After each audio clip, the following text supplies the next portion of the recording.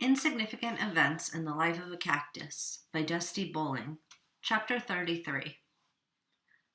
The next day after school, I made my way to the bus, hoping I would find Connor on it. Instead, I found Dad standing in front of it, waiting for me. "What are you doing here, Dad?" I asked him. "I brought you this." He lifted a bag he had strapped over his shoulder and hung it around my neck. "It's got your shorts and t-shirt in it, shin guards, and Mom ordered you brand new cleats with Velcro." I sighed. "Dad, I'm not saying you have to go try out," he said. "I'm just giving you the option.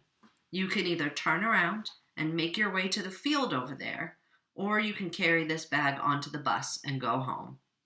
He kissed my forehead. "It's your choice, Sheebs." I watched him walk away. I stood there on the sidewalk as the kids poured into the buses, my soccer bag hanging around my neck, still hoping I might see Connor.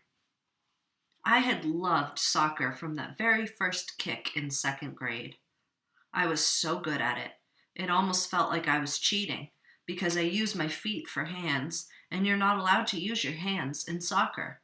But don't tell anyone. Soccer ended up being the good bonding experience Dad had always wanted for us. He would practice with me at home after school, and we would watch soccer games on TV together, after the Lone Ranger, of course. We had fun cheering on Brazil. I don't know why we cheered on Brazil, but I think it was because they call it football instead of soccer. Dad said that made so much more sense. I asked him what football would be called then, if soccer was called football. "Man smash," he said. Dad and I weren't the only ones who loved it, though. Mom always came to all my games. She was like one of those embarrassing, crazy people you hear about who take kids' sports way too seriously.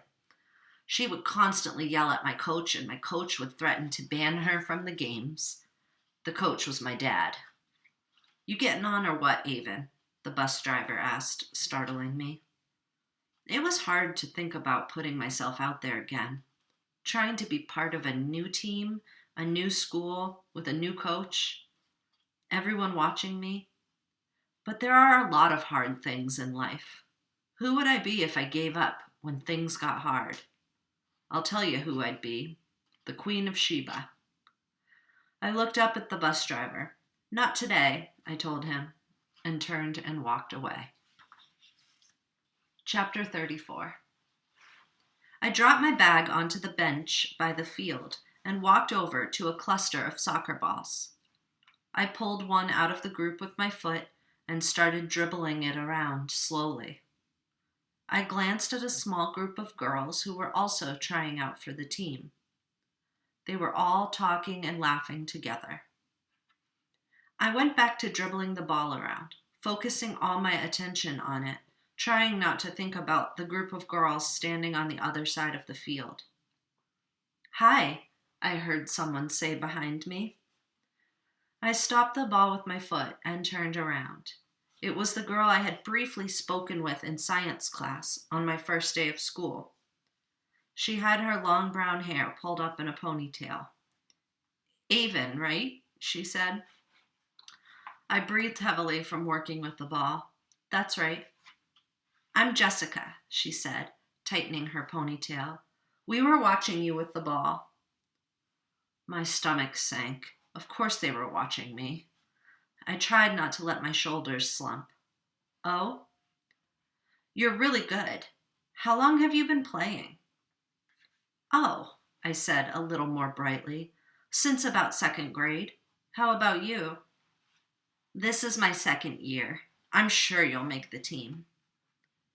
I hoped my smile wasn't so big that I looked spastic. "You think so?" "Definitely. You have really good control over the ball." "Thanks. You're going to love being on the soccer team," Jessica went on, like I had already made it. "It's so fun when we have away games. Last year we did makeovers on the bus, and we prank called Coach Fuller on her cell phone from the back.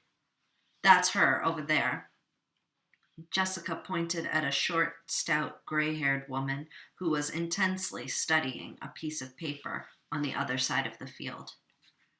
After like the 10th time we did it, she started yelling, "I'm going to call the cops on you, you hoodlum." Everyone on the bus could hear her. She laughed. It was hilarious. Olivia filmed her on her phone. She gestured at the group of girls. I assumed one of them was Olivia. "We'll show you the video. It's so funny." "That sounds like fun," I said. "I hope I make it." "You'll love it. We also have pizza parties, and last year we had a team slumber party." Coach Fuller called us over to get started. "I guess we'd better go," I said to Jessica. She smiled at me. "Yeah, let's go." She motioned for me to follow her, and even though I walked beside her on the way to the coach, I felt more like dancing.